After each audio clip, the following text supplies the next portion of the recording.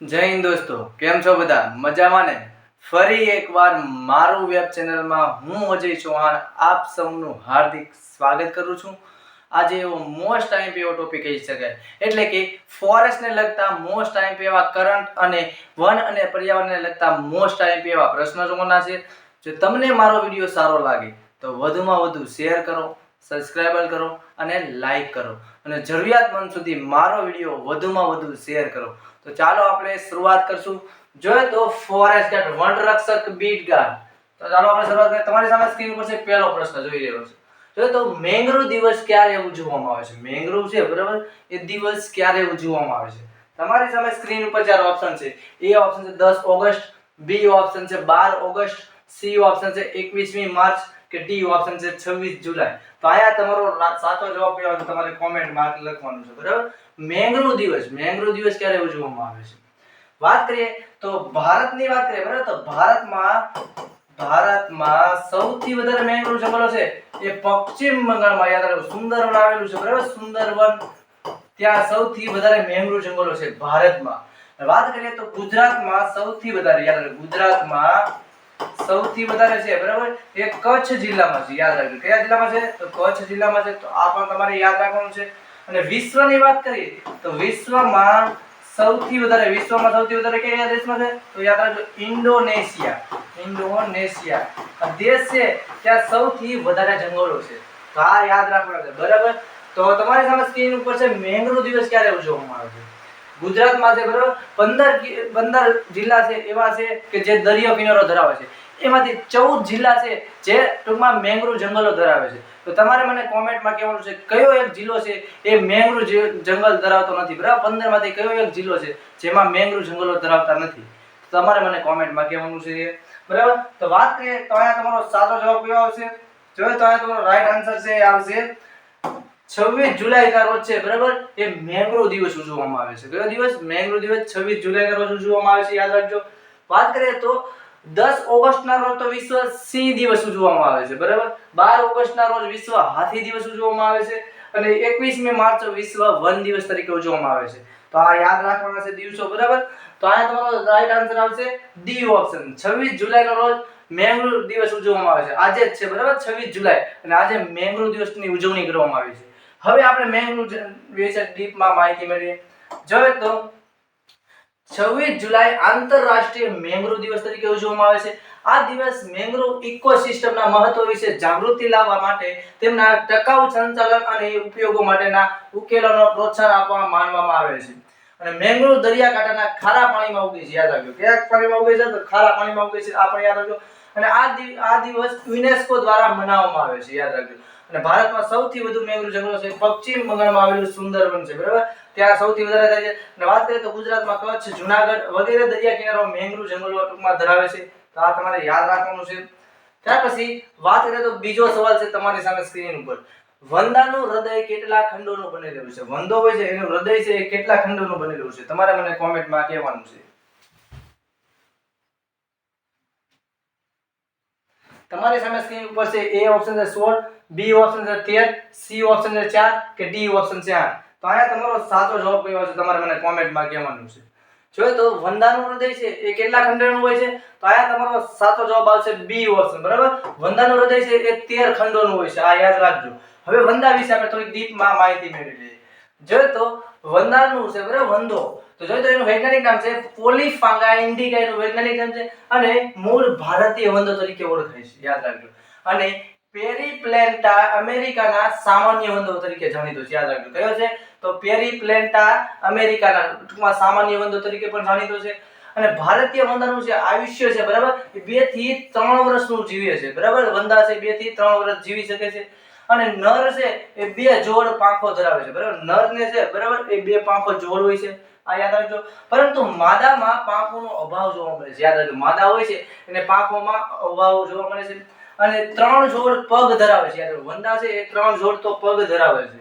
અને વંદાનું હૃદય છે 13 ખંડોનું વિભાજિત હોય છે, આ યાદ રાખજો.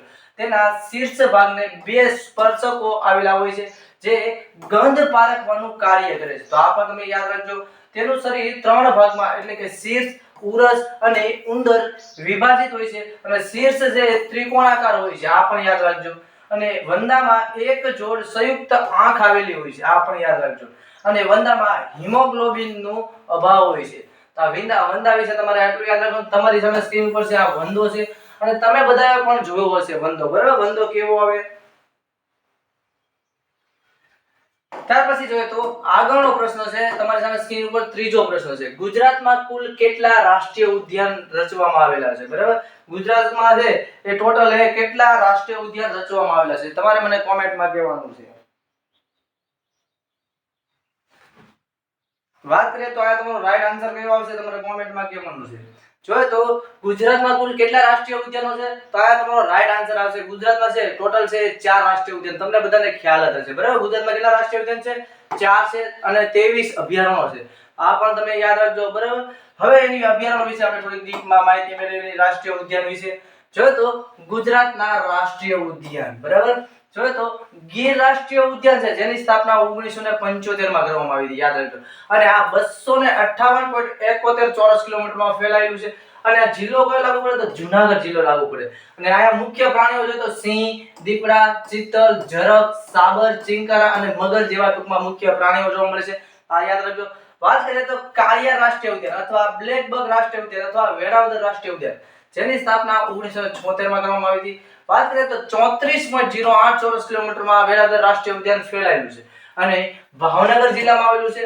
તાલુકો કહીએ તો વલભીપુર તાલુકો લાગુ પડે, બરાબર? આ યાદ રાખજો. અને આયા મુખ્યત્વે પ્રાણીઓ છે કાળિયાર, વરુ, ખડમોર, ઘોરાડ જેવા પક્ષીઓ ટૂંકમાં જોવા મળે છે. તો આ પણ તમે યાદ રાખજો, બરાબર? ખડમોર નામનું પક્ષી છે એકમાત્ર રાષ્ટ્રીય ઉદ્યાનમાં જોવા મળે. તો કયા? તો વેળાવદર રાષ્ટ્રીય ઉદ્યાન. તો આ તમારે યાદ રાખવાનું છે, બરાબર? ઘોરાડ છે, તમને બધા ઘોરાડ છે એ રાજસ્થાનનું રાજ્ય પક્ષી છે, યાદ રાખજો, બરાબર? ઘોરાડ છે એ રાજસ્થાનનું રાજ્ય પક્ષી પણ છે. તો આ પણ યાદ રાખજો. મુખ્યત્વે કચ્છમાં જોવા મળે છે ઘોરાડ, યાદ રાખજો. વાત કરીએ તો વાસંદા રાષ્ટ્રીય ઉદ્યાન, જેની સ્થાપના છે 1979 માં કરવામાં આવી હતી. 23.99 ચોરસ કિલોમીટરમાં આ રાષ્ટ્રીય ઉદ્યાન ફેલાયેલો છે, અને નવસારી જિલ્લામાં આવેલો છે. આ પણ યાદ રાખજો. અને આ મુખ્યત્વે પ્રાણીઓ છે દીપડા, ઝરખ, ચિત્તલ અને ચોચિંકા મુખ્યત્વે ટૂંકમાં આ પ્રાણીઓ જોવા મળે છે. તો આ પણ તમે યાદ રાખજો. વાત કરીએ તો દરિયાઈ રાષ્ટ્રીય ઉદ્યાન અથવા મરીન નેશનલ પાર્ક, જેની સ્થાપના છે 1982 માં કરવામાં આવી હતી. 162.89 ચોરસ કિલોમીટરમાં ફેલાયેલો છે.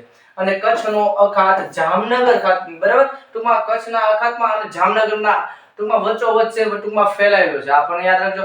અને મુખ્યત્વે પ્રાણીઓ છે સમુદ્રી ઘોડા, કોરલ, જેલીફિશ, ઓક્ટોપસ, ઓયેસ્ટર અને ડોલ્ફિન અને ડ્યુગોગ નામના જળચર પ્રાણીઓ મુખ્યત્વે જોવા મળે છે. તો આ તમારે યાદ રાખવાના છે. ત્યાર પછી વાત કરીએ તો ચોથો પ્રશ્ન છે તમારી સામે સ્ક્રીન ઉપર. હરિયાળુ ગ્રામ યોજના અંતર્ગત પ્રતિ હેક્ટરે કેટલા રોપા ઉછેરવામાં આવે છે, બરાબર? હરિયાળુ, કારણ કે યોજનામાંથી પણ પ્રશ્નો હોય છે. તમારી સામે સ્ક્રીન ઉપર છે. એ ઓપ્શન છે 200, બી ઓપ્શન છે 300, સી ઓપ્શન છે 500 કે ડી ઓપ્શન છે 400.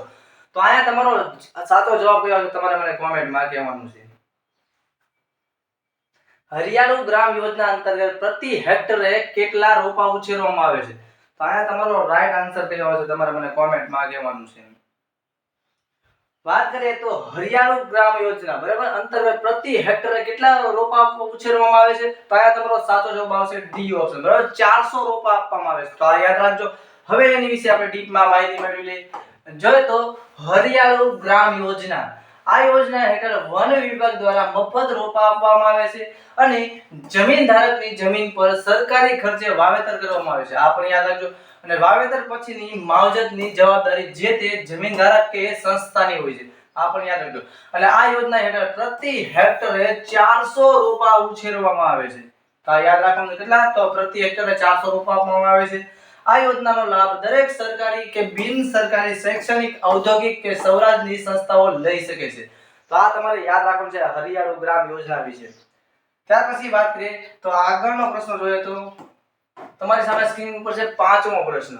ગુરુ ગ્રહનું આરાધ્ય વૃક્ષ કયું છે? ગુરુ ગ્રહ છે, બરાબર, એનું આરાધ્ય વૃક્ષ કયું છે? તમારે મને કોમેન્ટમાં કહેવાનું છે.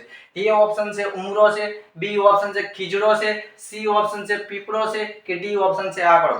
તો આયા તમારો સાચો જવાબ કયો છે, તમારે મને કોમેન્ટમાં કહેવાનું છે. જો તો ગુરુ ગ્રહનું આરાધ્ય વૃક્ષ કયું છે? તો અહીંયા તમારો રાઈટ આન્સર આવશે, બરાબર, એ આવશે સી ઓપ્શન. પીપળો છે, બરાબર, એ ગુરુ ગ્રહનું ટૂંકમાં એ આરાધ્ય વૃક્ષ છે. વાત કરીએ તો પીપળો છે, બરાબર, એ 24 કલાક ઓક્સિજન આપે છે. પીપળો અને તુલસી આ પણ યાદ રાખજો. ખીજડો છે, બરાબર, એ રાજસ્થાનનું રાજ્ય વૃક્ષ છે, યાદ રાખજો, બરાબર. ખીજડા માટે ખેજરી આંદોલન પણ થયું હતું. ક્યારે થયું હતું? તો યાદ રાખજો, ખેજરી આંદોલન 1731 માં થયું હતું. તો આ ખેજરી આંદોલન તમારે યાદ રાખવાનું, બરાબર. એમાં લગભગ અમૃતા દેવી બિશ્નોઈ નામની વ્યક્તિ હતી, બરાબર. લગભગ એમાં છે એ ખેજરી આંદોલનમાં 363 લોકો શહીદ થયા હતા, બરાબર. તો આ યાદ રાખજો. અને ખેજરી આંદોલન છે ક્યાં થયું હતું? રાજસ્થાનમાં થયું હતું. આ યાદ રાખજો, બરાબર. આંકડો, બરાબર. કુદરતીના એર કન્ડિશનર તરીકે કોણ ઓળખાય છે? તો આંકડો યાદ રાખજો. કુદરતના એર કન્ડિશનર તરીકે આંકડો ઓળખાય છે. આ પણ યાદ રાખજો. ઉમરો છે, બરાબર, ઉમરાની છે જમણી બાજુ ખોદવાથી ટૂંકમાં પાણીના ફુવારા નીકળે છે. તો આ પણ યાદ રાખજો, ઉમરા વિશે એટલું યાદ રાખજો. હવે આપણે પીપળા, બરાબર, પીપળો છે આરાધ્ય વૃક્ષો જોઈ લઈએ, બરાબર. બધાના જોઈએ તો ક્રમ છે ગ્રહ અને આરાધ્ય વૃક્ષો. જોઈએ તો સૂર્ય છે, બરાબર, એનો આરાધ્ય વૃક્ષ છે આંકડો છે, આપણે યાદ રાખજો. ચંદ્ર છે એનો આરાધ્ય વૃક્ષ છે ખાખરો છે. મંગળ છે, બરાબર, એનો જે આરાધ્ય વૃક્ષ છે ખેર છે, આપણે યાદ રાખજો. અને બુધ છે, બુધ એનો છે ટૂંકમાં આરાધ્ય વૃક્ષ છે આધેડો અથવા અધેડો. અને ગુરુ છે એનો આરાધ્ય વૃક્ષ છે પીપળો, આ પણ યાદ રાખજો. શુક્ર છે એનો આરાધ્ય વૃક્ષ છે ઉમરો, તો આ પણ યાદ રાખજો. અને શનિ છે એનો આરાધ્ય વૃક્ષ છે ખીજડો, આ પણ યાદ રાખજો. રાહુ છે એનો આરાધ્ય વૃક્ષ છે ધરો, તો આ પણ યાદ રાખજો. અને કેતુ નો આરાધ્ય વૃક્ષ છે દર્ભ. તો આ તમારે આરાધ્ય વૃક્ષો વિશે આ બધા ડીપમાં તમારે યાદ રાખવાના છે, બરાબર. આમાંથી ફોરેસ્ટની એક્ઝામમાં પ્રશ્ન આવવાની સંભાવના વધારે છે. ત્યાર પછી જોઈએ તો છઠ્ઠો પ્રશ્ન છે તમારી સામે સ્ક્રીન ઉપર. ગુજરાતમાં ભક્તિવન કયા જિલ્લામાં આવેલું છે? ગુજરાતમાં છે, બરાબર, ભક્તિવન છે એ કયા જિલ્લામાં આવેલું છે? તમારી સામે સ્ક્રીન ઉપર ચાર ઓપ્શન પણ છે, જોઈ રહ્યા છો. એ ઓપ્શન છે જામનગર, બી ઓપ્શન છે રાજકોટ, સી ઓપ્શન છે સુરેન્દ્રનગર કે ડી ઓપ્શન છે સાબરકાંઠા. તો આયા તમારો સાચો જવાબ કયો છે તમારે મને કોમેન્ટમાં કહેવાનું છે, બરાબર. તો ગુજરાતમાં ભક્તિવન છે એ કયા જિલ્લામાં આવેલું છે? તો આયા તમારો રાઈટ આન્સર કયો આવશે તમારે મને કોમેન્ટમાં કહેવાનું છે. જોઈએ તો આયા તમારો રાઈટ આન્સર છે ભક્તિવન છે એ સુરેન્દ્રનગર જિલ્લામાં આવેલું છે, યાદ રાખજો, બરાબર. સુરેન્દ્રનગરમાં છે, બરાબર. હાલમાં 2 વન થઈ ગયા છે. તાજેતરમાં પણ એક નવું વન બન્યું છે જે 22મું વન છે. જે વન મહોત્સવ છે 73મો વન મહોત્સવ, બરાબર, જેનું નામ છે વનનું નામ છે વટેશ્વર વન, બરાબર. તે પણ તાજેતરમાં ખૂબ જ ચર્ચામાં છે અને ફોરેસ્ટની એક્ઝામમાં પૂછાય તેવો પ્રશ્ન પણ કરંટ લેવલે કહી શકાય, બરાબર. તો ભક્તિવન છે, બરાબર, એ ગુજરાતમાં કયા જિલ્લામાં આવેલું?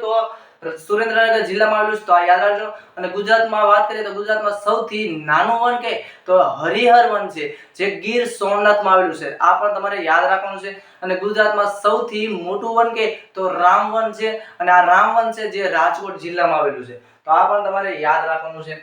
હવે આપણે ભક્તિવન વિશે ડીપમાં માહિતી મેળવી લઈએ. જોઈએ તો ભક્તિવન તમારી સામે સ્ક્રીન ઉપર છે. આ ભક્તિવનનું છે, બરાબર, નિર્માણ છે નરેન્દ્રભાઈ મોદી દ્વારા કરવામાં આવ્યું હતું, આ પણ તમે યાદ રાખી લેજો. વાત કરીએ તો જિલ્લો છે સુરેન્દ્રનગર જિલ્લો છે. તાલુકાની વાત કરીએ તો ચોટીલા તાલુકો લાગુ પડે. આની સ્થાપના છે ભક્તિવનની એ 2008 માં કરવામાં આવી હતી, આ પણ યાદ રાખજો. અને વિસ્તાર છે 5.8 હેક્ટરમાં આ ભક્તિવન ફેલાયેલું છે. મુખ્યમંત્રીની વાત કરીએ તો નરેન્દ્રભાઈ મોદી દ્વારા ટૂંકમાં વન બનાવવામાં આવ્યું હતું. વન મહોત્સવની વાત કરીએ તો 59મો વન મહોત્સવ હતો, આ પણ યાદ રાખજો. અને વાત કરીએ તો ભક્તિવન ચોટીલાના ડુંગર ઉપર માં ચામુંડાનું સુપ્રસિદ્ધ મંદિર આવેલું છે, આ પણ યાદ રાખવાનું છે. અને ભક્તિવન મુખ્યત્વે 3 ભાગોમાં વહેંચવામાં આવેલું છે. પહેલું છે તુલસી કુંડ, બીજું છે ભક્તિવન, ત્રીજું છે પુનિતવન, તો આપણે યાદ રાખવાનું છે. અને આયુર્વેદિક મહત્વ ધરાવતી વિવિધ વનસ્પતિઓને નિરોગી બાળ વન ટૂંકમાં ના બનાવવામાં આવેલું છે. તો આ ભક્તિવન વિશે તમારે યાદ રાખવાનું છે, બરાબર. તો વન મહોત્સવની શરૂઆત છે એ ગુજરાતમાં છે, બરાબર, એ 2004 માં કરવામાં આવી, તમને બધાને ખ્યાલ જ છે. અને ભારતમાં 1950 માં કોના દ્વારા કરવામાં આવી? તો કનૈયાલાલ માણેકલાલ મુનશી દ્વારા ભારતમાં સૌપ્રથમ કરવામાં આવી. અને ગુજરાતમાં સૌપ્રથમ 2004 માં નરેન્દ્રભાઈ મોદી દ્વારા કરવામાં આવી હતી. અને જે પ્રથમ વન હતું જેનું નામ છે પુનિત વન. આ પુનિત વન છે, બરાબર, એ 55મો વન મહોત્સવ હતો અને આ પ્રથમ વન પણ હતું, તો આ યાદ રાખવાનું છે. અને આ સંત પુનિત મહારાજની યાદમાં આ વન બનાવવામાં આવ્યું હતું, કયું? તો પુનિત વન, તો એ પણ તમે યાદ રાખજો, બરાબર. તો ભક્તિવન છે કયા જિલ્લામાં આવે? તો સુરેન્દ્રનગર જિલ્લામાં, તો આ યાદ રાખવાનું છે. ત્યાર પછી તમારી સામે સ્ક્રીન ઉપર છે 7મો સવાલ. કયા વૃક્ષના પાનમાંથી બીડી બનાવવામાં આવે છે? બરાબર, કયું એવું વૃક્ષ છે જેનામાંથી જે ટૂંકમાં બીડી બનાવવામાં આવે છે? તમારી સામે સ્ક્રીન ઉપર ચાર ઓપ્શન છે. એ છે ટીમરૂના પાનમાંથી, બી ઓપ્શન છે ખેરના વૃક્ષમાંથી, સી ઓપ્શન છે દેવદારના વૃક્ષમાંથી અને ડી ઓપ્શન છે સીસમના વૃક્ષમાંથી. બરાબર, તો બીડી છે એ કયા વૃક્ષના પાનમાંથી બનાવવામાં આવે છે? તમારી સામે સ્ક્રીન ઉપર ચાર ઓપ્શન પણ છે. વાત કરીએ તો કયા વૃક્ષમાંથી પાનમાંથી બીડી બનાવે તમને બધાને ખ્યાલ જ છે. બરાબર, તમારો આ સાચો જવાબ કયો છે? તો ટીમરૂ આવે. ટીમરૂના પાનમાંથી છે ટૂંકમાં બીડી બનાવવામાં આવે છે. બરાબર, ખેરના વૃક્ષમાંથી તો તમને બધાને ખ્યાલ જ છે કાથો બનાવવામાં આવે છે. દેવદારના વૃક્ષમાંથી શું બનાવવામાં આવે છે? તો યાદ રાખો, જે રેલના જે પાટા હોય છે એના સ્લીપર બનાવવામાં આવે છે. બરાબર, તો આ યાદ રાખો. અને જે સાધન, બરાબર, રમત ગમતના સાધનો પણ એમાંથી બનાવવામાં આવે છે. આ પણ યાદ રાખો. ટર્પેન્ટાઇન છે, બરાબર, એ કયા વૃક્ષમાંથી બનાવવામાં આવે છે? તો તમારે મને કોમેન્ટમાં કહેવાનું છે. ટર્પેન્ટાઇન છે, બરાબર, એ કયા વૃક્ષમાંથી પ્રાપ્ત થાય છે? બરાબર, તમારે મને કોમેન્ટમાં કહેવાનું છે. હવે આપણે ટીમરૂ વિશે આપણે ડીપમાં માહિતી મેળવી લઈએ. જોઈએ તો ટીમરૂ છે, બરાબર, ટીમરૂ એ વનસ્પતિની દ્વિદળી વર્ગનું એબેનેસી કુળની વનસ્પતિ છે. આ પણ યાદ રાખજો. ટીમરૂના પાંદડાઓનો ઉપયોગ બીડીનો ઉદ્યોગોમાં થાય છે. આ પણ યાદ રાખજો. ટીમરૂના ફળની ચટણીનો ઉપયોગ માછલીની હંગામી રીતે સમોહિત કરવા વપરાય છે. તો આ પણ તમે યાદ રાખજો. અને ટીમરૂનું લાકડું ટકાઉ હોવાથી તેમાંથી હળ, કૃષિ ઓજારો અને બળદગાડા બનાવવા માટે ઉપયોગી છે. તો આ પણ યાદ રાખજો. બરાબર, બળદ છે, બરાબર, તો કોઈ પ્રાણી જીવિત હોય એનો સૌથી મોટા વધારે શિંગડા મોટા હોય તો એવું છે બળદ છે. બરાબર, બળદને છે સૌથી વધારે ટૂંકમાં મોટા શિંગડા હોય છે. તો આ પણ યાદ રાખજો. શિંગ હોય છે સૌથી ટૂંકમાં વધારે હોય છે અને મોટા પણ હોય છે, યાદ રાખો, બળદને. બરાબર, અને ટીમરૂના સૂકા પાંદડાનો ઉપયોગ મૂત્ર, ત્વચા અને રુધિરના રોગો મટાડવા માટે થાય છે.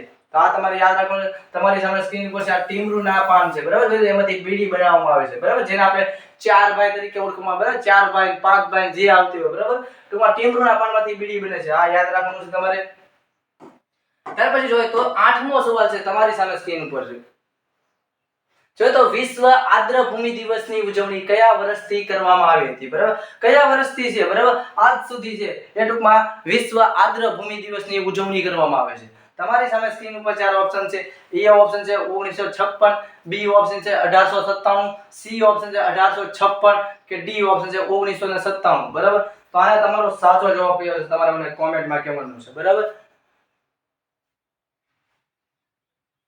જો તો વિશ્વ આદ્રભૂમિ દિવસની ઉજવણી કયા વર્ષથી કરવામાં આવી હતી? તો તમારો આ સાચો જવાબ કયો આવશે તમારે મને કોમેન્ટમાં કહેવાનું છે. બરાબર, તો વાત કરીએ તો આ તમારો રાઈટ આન્સર છે એ આવશે ડી ઓપ્શન. 1997 થી આજ સુધી છે. બરાબર, વિશ્વ આદ્રભૂમિ દિવસની ઉજવણી કરવામાં આવે છે અને વિશ્વ આદ્રભૂમિ દિવસ 2 ફેબ્રુઆરીના રોજ ઉજવવામાં આવે છે. તો આ પણ તમે યાદ રાખજો. હવે આપણે એની વિશે ડીપમાં માહિતી મેળવી લઈએ. જોઈએ તો આદ્રભૂમિ, બરાબર, આદ્રભૂમિના સંરક્ષણ માટે ઈરાનના રામસર શહેરમાં ઈસવીસન 1971 માં બહુઉદ્દેશીય સંમેલન ભરાયું હતું. યાદ રાખજો. ક્યારે ભરાયું હતું? ઈરાનના રામસર શહેરમાં, તો 1971 માં. આ યાદ રાખજો.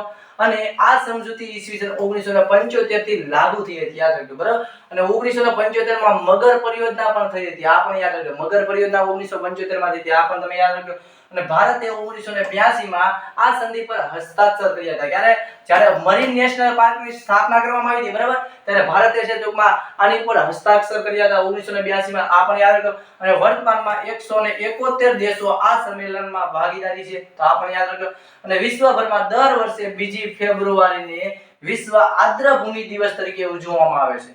અને આ ઉજવણી છે, બરાબર, ઉજવણીની શરૂઆત વર્ષ 1997 થી થઈ હતી. તો આ તમારે યાદ રાખવાનું છે. ત્યાર પછી જોઈએ તો આગળનો પ્રશ્ન છે 9મો પ્રશ્ન છે તમારી સામે સ્ક્રીન ઉપર. જોઈએ તો ચિપકો વુમન તરીકે કોને ઓળખવામાં આવે છે? કઈ એવી સ્ત્રી છે જેને આપણે ચિપકો વુમન તરીકે ઓળખવામાં આવે છે? તમારી સામે સ્ક્રીન ઉપર ચાર ઓપ્શન પણ છે. એ ઓપ્શન છે ચંડી પ્રસાદ, બી ઓપ્શન છે ગૌરા દેવી, સી ઓપ્શન છે વંદના શિવા અને ડી ઓપ્શન છે મેઘા પાટેકર. તો આયા સાચો જવાબ કયો આવશે? બરાબર, ચિપકો વુમન તરીકે કોને ઓળખવામાં આવે છે? જો તો ચિપકો વુમન તરીકે કોને ઓળખવામાં આવે છે? તો આયા તમારો રાઈટ આન્સર આવશે ગૌરા દેવી છે. બરાબર, ગૌરા દેવી અને ચિપકો વુમન તરીકે ઓળખવામાં આવે છે. હવે આપણે એની વિશે ડીપમાં માહિતી મેળવી લઈએ. બરાબર, તો ભારતમાં છે એ કોને કયા નામે ઓળખવામાં આવે છે? તો આ જોઈ લઈએ. તો જોઈએ તો ભારતના ફોરેસ્ટમેન ઓફ ઇન્ડિયા તરીકે જાદવ મોલાઈને ઓળખવામાં આવે છે. તો આ યાદ રાખજો. અને ભારતના ટાઈગર મેન ઓફ ઇન્ડિયા તરીકે કૈલાસ સાંખલાને ઓળખવામાં આવે છે. આ પણ તમારે યાદ રાખવું છે. અને ભારતના બર્ડમેન ઓફ ઇન્ડિયા તરીકે સલીમ અલીને ઓળખવામાં આવે છે. બરાબર, જેમણે ફોલ ઓફ ધ સ્પેરો નામનું પણ પુસ્તક પણ લખ્યું હતું, યાદ રાખજો. અને ભારતના જળ પુરુષ અથવા વોટરમેન તરીકે છે એ રાજેન્દ્ર સિંહને ઓળખવામાં આવે છે, તો આ પણ તમે યાદ રાખવાનું છે. અને ભારતના આઈસમેન તરીકે છે એ ચેવાંગ નોરફેલને ઓળખવામાં આવે છે, બરાબર. ભારતના આઈસમેન છે ચેવાંગ નોરફેલ છે, આ પણ યાદ રાખજો. અને ઇન્ડિયન ટાઈગર પ્રિન્સેસ તરીકે છે, બરાબર, એ લતિકા નાથને ઓળખવામાં આવે છે, બરાબર. ઇન્ડિયન ટાઈગર પ્રિન્સેસ તરીકે લતિકા નાથને ઓળખવામાં આવે છે.